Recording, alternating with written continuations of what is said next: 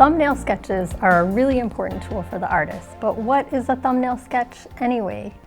I'm going to show you a couple of examples and show you how you can use it in your own artwork.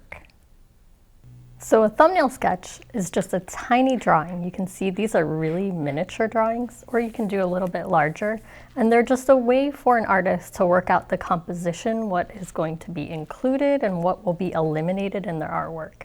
Some artists use a sketch to work out the composition of a piece of artwork that will take longer to finish, or use expensive materials. You don't want to waste your expensive materials, so you do a quick thumbnail sketch with inexpensive sketch paper and pencil, or maybe on a digital tablet so that you protect your more expensive supplies. There's an entire history of French painting terminology that describes different stages of planning a painting if you're curious about that.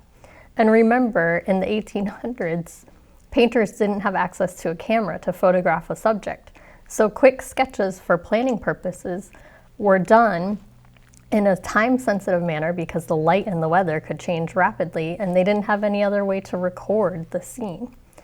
Yet they still had to plan out their compositions. So for example, in these two images, the sketch done by Monet was clearly a practice composition for this painting that he likely did shortly afterwards. So what if you don't even want to spend the time or waste even a whole sheet of paper in order to plan out your composition? There are a couple of different options, so let's take a look at one of them.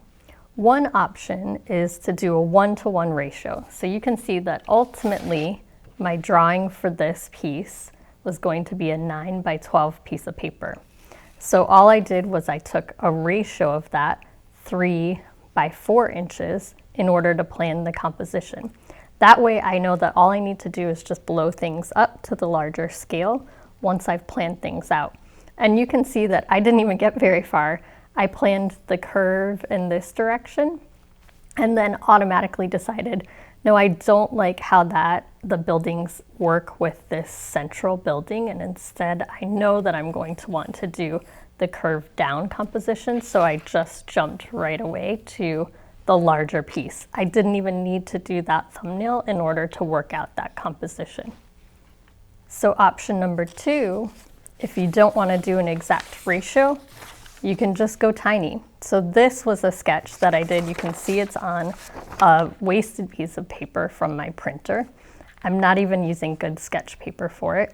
And this was more of a storyboard sketch so that I could plan out the composition of an animation that I was doing for my channel. So I just did tiny little photos or tiny little thumbnail sketches, imagining what the photos were going to be or the animations that I was going to use. And I did 2 different compositions. So I planned out 2 whole different videos by doing these tiny thumbnail sketches, really miniature. I mean, compare those to this size, they're tiny. And like I said, not even wasting a good piece of sketch paper, just using scrap paper that I had already wasted.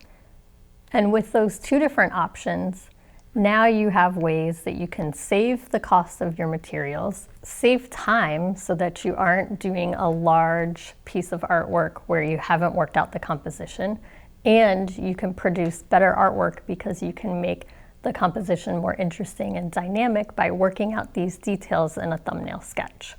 So that's what a thumbnail sketch is. I hope you all use it frequently to work out your artwork composition problems, and thanks so much for watching.